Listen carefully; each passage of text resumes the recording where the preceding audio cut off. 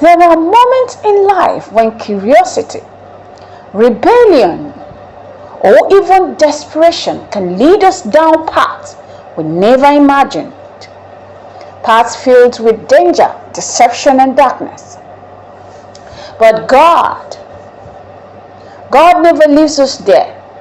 No wonder He promised to be with us at all times, even when we walk through the fire. He meets us in the valley of confusion. He meets us in our mistake. He meets us in the shadow we didn't think we could reach.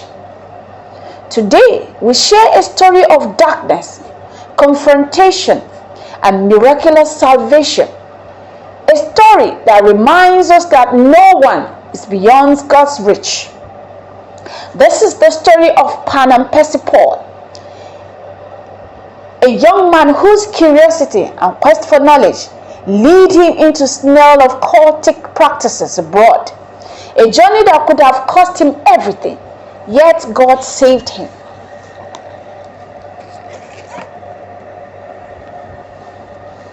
Welcome to Everything with Dofan, and I am Dofan. This is a space for faith, real life, hard questions, and honest conversation. Just as it is, here we talk about God, growth, and everything in between. Faith doesn't always make sense, but it always makes meaning in the end. Still on our series From Darkness to Calling. Stories, lessons, and journey of how God meets us in our lowest moments and redirects our lives. Today we take on one aspect of life of this great singer called Panam Parcel. So come with me. As a young man studying abroad, Panam Parcel was drawn to mysteries of science and spirituality.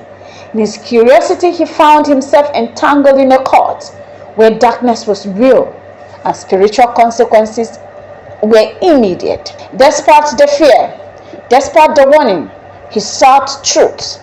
When confronted by the enemy, he boldly spoke the name he sought to know, Jesus Christ of Nazareth, and immediately he returned to his body. The darkness could not hold him. The enemy could not claim him. God had intervened. God's name is more powerful than any darkness. Courage in the truth brings salvation. The only thing I can say about the story. Listen to the story and then I will get back. But I want you to hear it from the horse's mouth. I want to share a testimony with you that I simply call the name Jesus Christ. In 1968, I was a young man living with my parents in Zaria. I was raised up under the American influence in the North American Baptist School. And my father was a senior military officer. And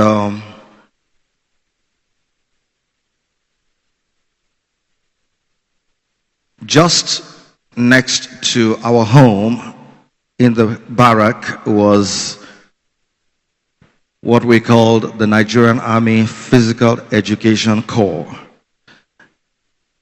And everybody that was to be trained in gymnastics, acrobatics, and all of that would have to come through that place. And I was one of those young boys that was trained. And I played hockey, basketball, volleyball for the Nigerian Army. When the next set of trainees were brought in to be trained, there was a young man, he was a sergeant in the army, and his dormitory was just next to my flat. And after the morning training, we were both going to our accommodation. I was going to my house, he was going to his dormitory. So I decided to pay him a visit since he was on his way. His own dormitory was just on the way to my own flat. And I got into his dormitory and I saw some magazines on his table. So I picked one of the magazines and I read that. It was so filled with lots and lots of scientific proofs about the existence of God, but it was all science. And that attracted me because I am also a scientist. And I love to prove everything mathematically or in the laboratory. So when I read those magazines, or that particular magazine, I couldn't finish it. I now asked this brother, or this man, this sergeant, to loan me the magazine. Let me take it and browse through it in my own flat. And I got there and I read. I couldn't sleep. I read it back to back and went through it again. It was amazing. The following day, after the training, I took the magazine back to him and I asked him to give me 2 more. And he gave me 2. And I finished the magazine. On the 3rd day, I took those ones back to him and I asked him for more. And he said, "It looks like you're very interested in this." And I said, "Yes." He gave me about 8 more to make 12. And that is for a whole year. And I finished those magazines within 2 days.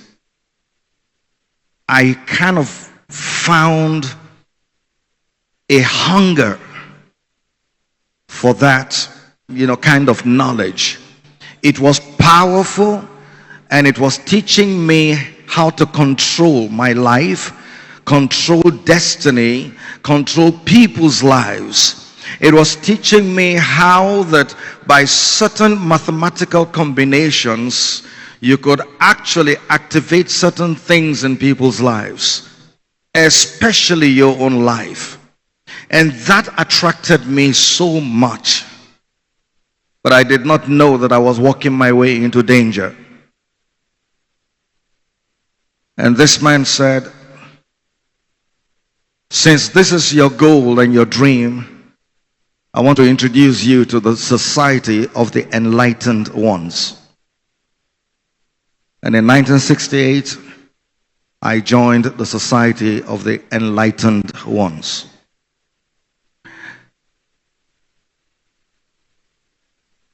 Part of the attraction was that this man said to me, he asked me, "What is your birthday?" He said he doesn't want to know the year, just the date and the month. And I told him, and he picked up a book. It was looking like the regular family Bible that we had in our home. But this book was called the Mysteries Book of Life. And so he opened to my date of birth and handed the book to me. And I was reading. I read my whole history. How I was conceived. Everything that happened in my past, which my mother told me. Some of them so deep secrets. But I read everything in that book. It was as if the book was coming alive. It was actually flipping the pages by itself. Once I got to the end of the page, it will flip by itself. It was scrolling by itself. And I started reading my future. This book told me everything about my future. It was beautiful, but at the same time it was scary.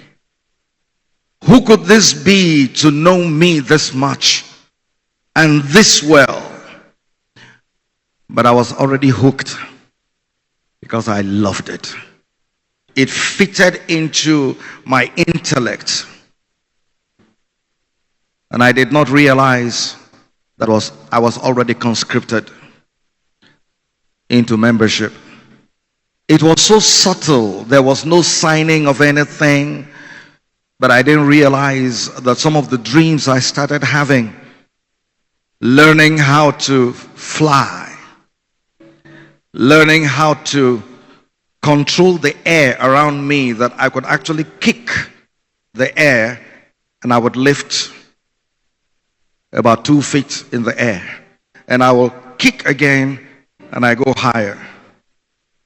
And I kick again and I go higher. It got to the point that the speed of my gliding, to glide from place to place, I was moving at such high speed, very, very high speed. One day, I lay down on my bed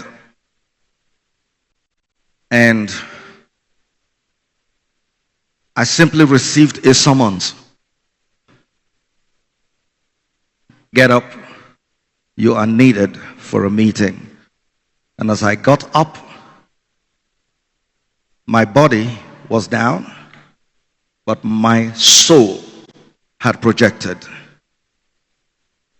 And I glided from the earth to the moon where the meeting took place, or was to take place.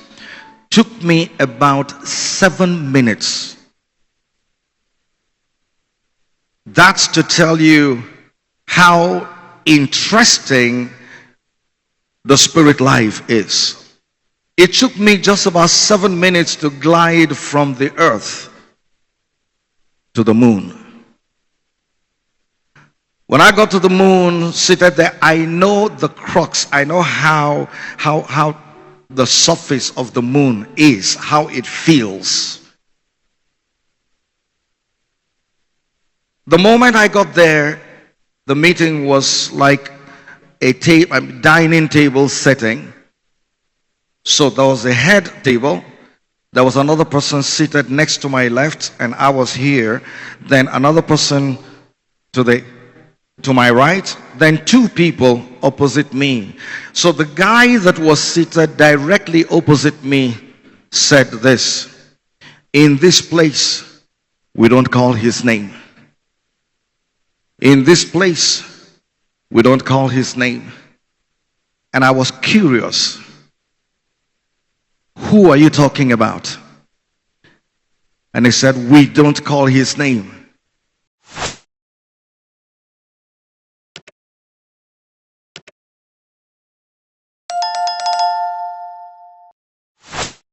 So I said, if you don't tell me, what if I end up calling his name? He said, we don't call his name. So he now said, we sometimes refer to him as the greatest Grand Master.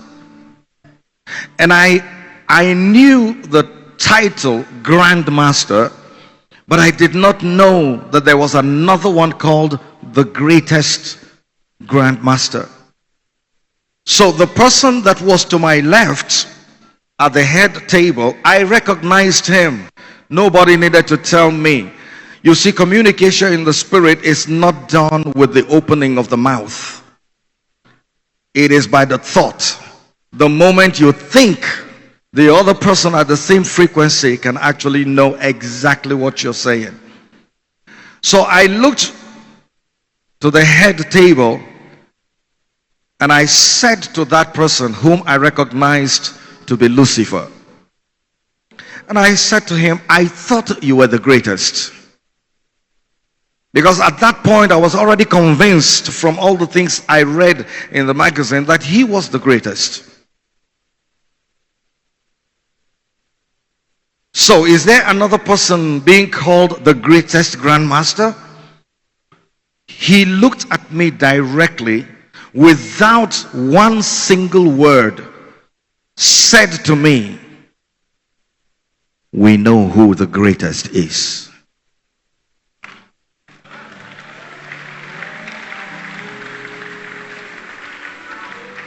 And I said, "But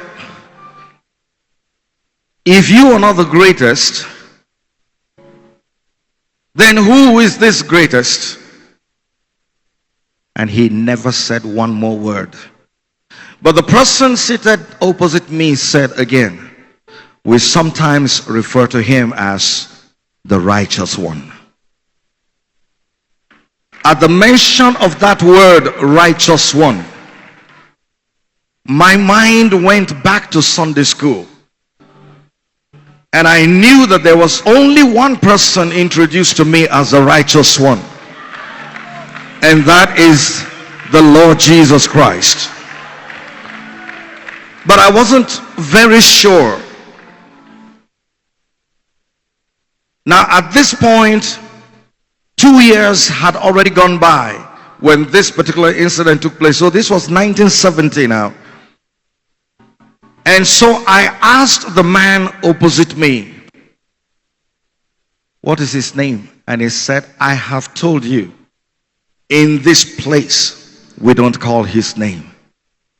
So I said, "Is it?" And I called the name, "Jesus."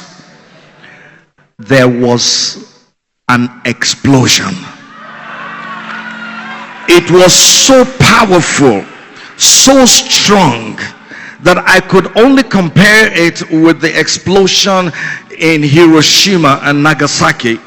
But honestly, it was much, much stronger than that. The meeting came to an end without ending. What took me 7 minutes to arrive at, I got back to my bed in less than a second. The explosion was so great. When I got back to my bed, I started panting for breath and was asking myself, so what just happened? What just happened? In that shock, while thinking about what happened, suddenly there was another summons.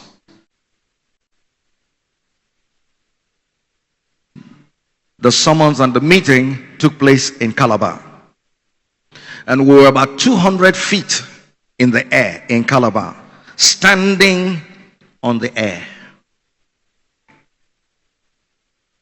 And this man said to me, we told you we don't call his name.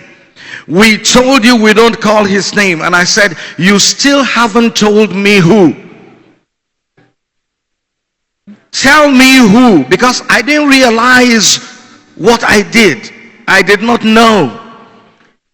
And I said to him, "Tell me so that I don't call the name." And he said, "We don't call his name.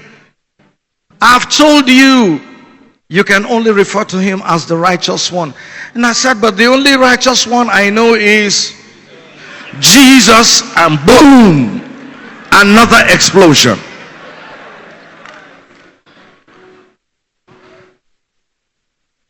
The next meeting, the next summons, which was just few minutes after that, was directly above my house.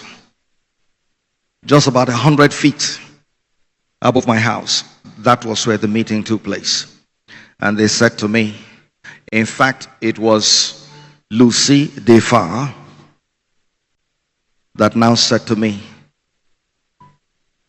"I have discovered that you have a new light, and we will not allow you to live.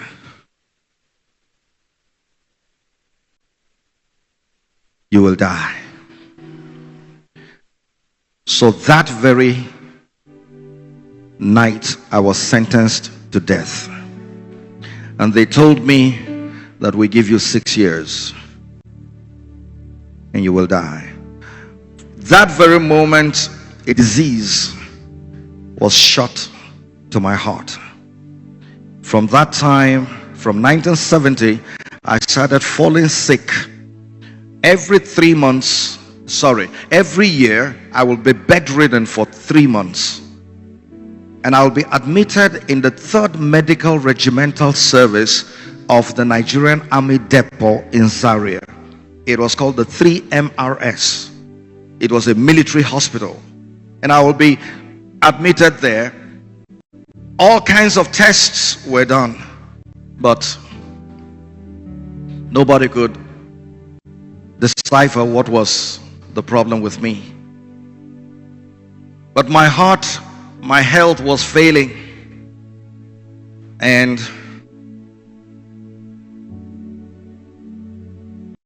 until the 6th year, this was 1976.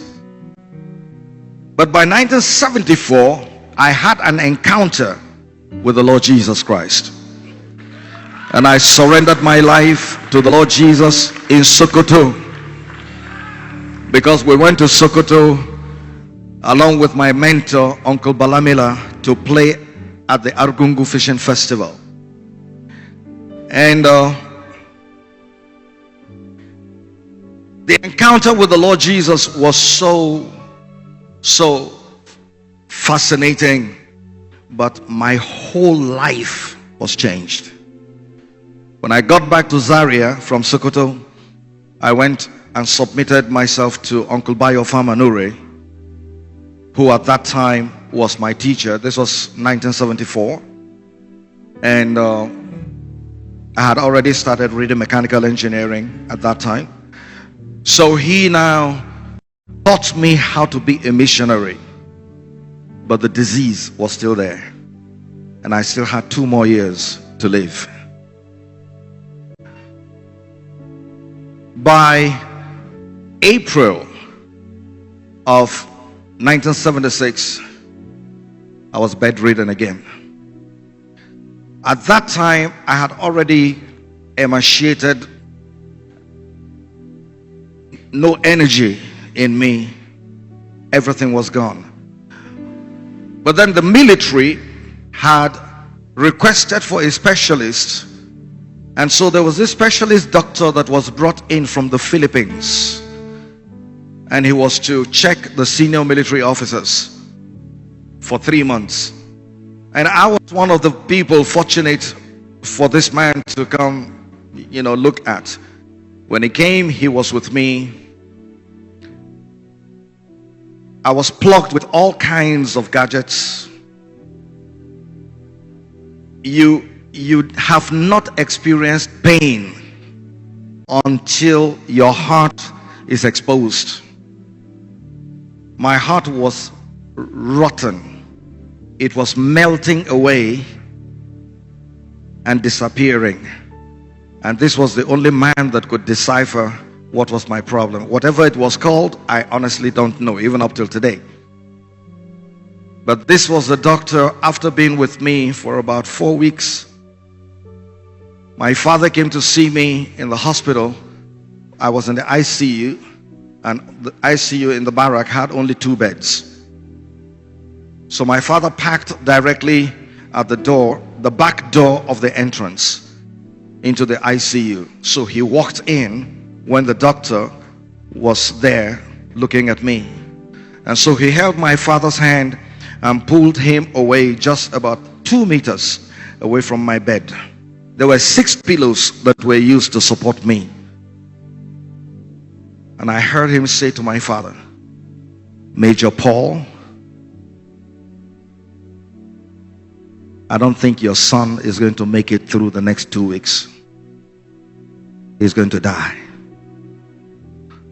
And he said, "It's better to take him back home, let him go and die at home, than for him to die in the hospital." For the first time, my father, whom I trusted, his strength. My father was the best marksman in the Nigerian army for 18 years. No one could beat his record. If you give him 19 bullets, he will give you 19 bull's eye. He never missed it. My father would say to me, "If you hold this tin of milk in your hand I will shoot it off using a Mark II rifle with very tiny pellets from about 25 yards. My father will shoot it off my hand. He was that good, and he trained me. But I saw this strong man for the first time. His face collapsed, and I saw tears coming from his left eye. And I said, wow, this is it.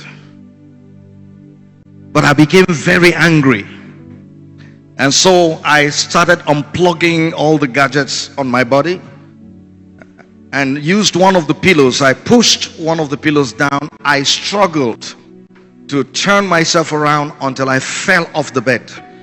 And I knelt down and I said, God, if you exist, this is your time to show up.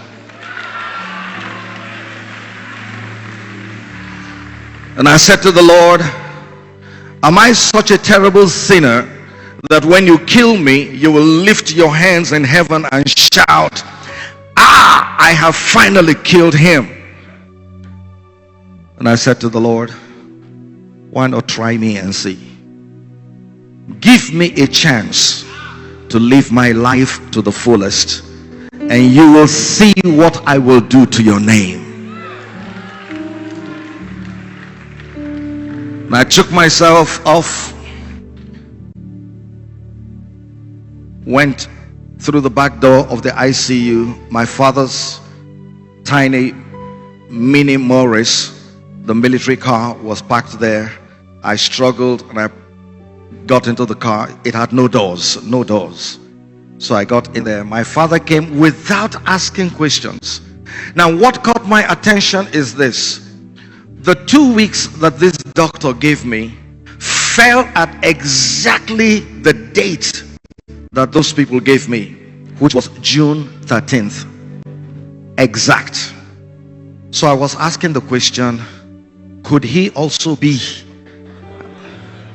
You see, these guys are so organized. So the first week that I got home, my bed was removed from my flat and brought to my father's living room, and that was where I laid. I'll tell my mom, I'm tired of lying down. There was sores everywhere. Discomfort was too much. Pain, the pain, just the twitching of my finger was pain in my brain. The first week came and went by. The second week came, and honestly, I heard my uncle and my father discussing my coffin, planning my funeral with me alive. The second week came and passed. The third week came and passed. The fourth week came and passed. Ladies and gentlemen, this is exactly 48 years. Exactly 48 years. And my 2 weeks has not expired. But let me tell you people, nobody has the right to tell you what God has not said about your life. Who are you? Because you think you have some powers and you will want to peg a person's life?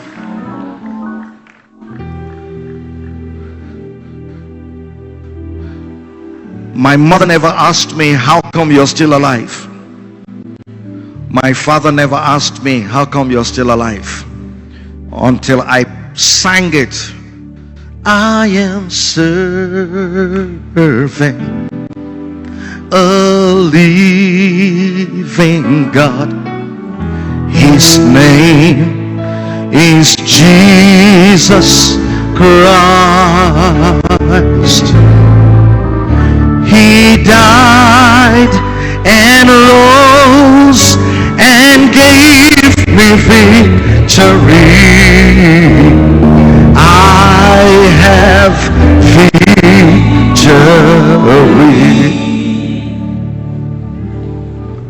was a time in my life, I'm talking about 1976.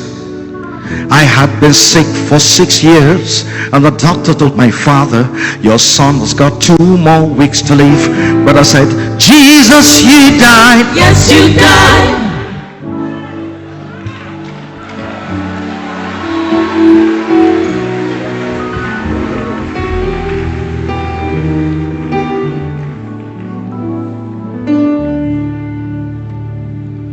I say, like, Jesus, you died. Yes, you died.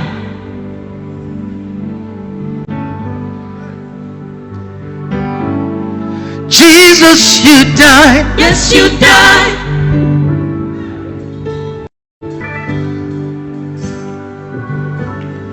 Jesus, you died. Yes, you died. Died. Died. Died. Died. Died. Died. Died. Died. Ooh, ooh, you died. Died. Died. Died. Ooh, ooh, you died. Died. Died. You can see in that story, after a second confrontation, he was banned from the court, given a period of time to live and die. And with God as his only refuge, Panam, remember, he called a name that shook the devil himself, and he turned his life completely around to Jesus. What could have been shame became a testimony. What could have been a tragedy? Today, Panam stands on a podium, says it with his mouth. What could have been fear became faith. What could have been darkness became a song. This story is not just about Panam Parcel. It is about every believer walking in mystic, shadows and fear, knowingly or unknowingly. This was harmless. Panam didn't know he was joining a cult. Curiosity just took him on this route. I want you to know that God does not discard those who come to him broken. Just as he delivered Shadrach, Meshach, and Abednego from the fire, God delivers us from darkness that seeks to consume us, whether we know it or not. And when God accepts someone, as he did Paul, we as the church must extend grace, for it is by God's grace that we are saved, and by the same grace that others can find freedom and purpose. God transforms darkness into purpose. He turns mistakes into testimonies. He makes music from pain. So if you are in the shadow today, if you have wandered, fallen, or been deceived, do not give up. Do not despair. God is not finished with you. He can transform your story, your pain, your mistakes into a testimony that glorifies him. And when God accepts you, extend that same grace to others. For the kingdom grows not through judgment, but through mercy and redemption. This is calling out of darkness, where stories of sins, struggles, and salvation miss the light of God's truth. Until next time, walk in grace, walk in truth. And remember, we are all still being shaped. See you on the next episode. This is Everything with Dofan. Having said this, this is where I go. I will see you again when I see you on the next episode.